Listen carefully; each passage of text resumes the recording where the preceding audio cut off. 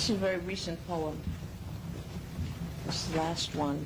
The title of it is Power. And I should tell you, since this is San Francisco, right? Your host, that they're shooting black children down in the streets of New York. I know. I just thought it might serve to know that, we're not alone. Okay. And this is a poem somewhere touching that. An incident, there, a 10-year-old boy, Clifford Glover. I wonder, is that name familiar to any of you here? Ah. I'm glad. The difference between poetry and rhetoric is being ready to kill yourself instead of your children.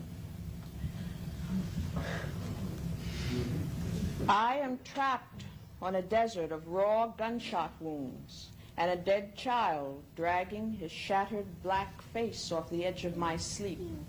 Blood from his punctured cheeks and shoulders is the only liquid for miles, and my stomach churns at the imagined taste, while my mouth splits into dry lips without loyalty or reason, thirsting for the wetness of his blood as it sinks into the whiteness of the desert where I am lost without imagery or magic, trying to make power out of hatred and destruction, trying to heal my dying son with kisses, only the sun will bleach his bones quicker. The policeman who shot down a 10-year-old in Queens stood over the boy with his cop shoes in child's blood, and a voice said, "Die, you little motherfucker," and there are tapes to prove this. And at his trial, this policeman said, in his own defense, "I didn't notice the size or nothing else, only the color." And there are tapes to prove this, too.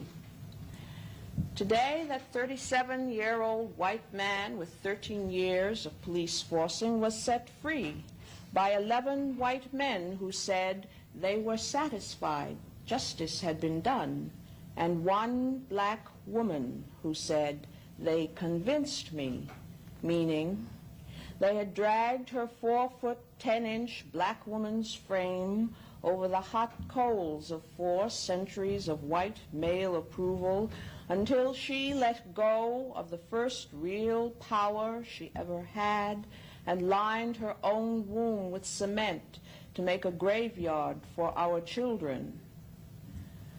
And I have not been able to touch the destruction within me, but unless I learn to use the difference between poetry and rhetoric, my power too will run, corrupt as poisonous mold, or lie limp and useless as an unconnected wire, and one day I will take my teenaged prick and connect it to the nearest socket, raping an 85-year-old white woman who is somebody's mother.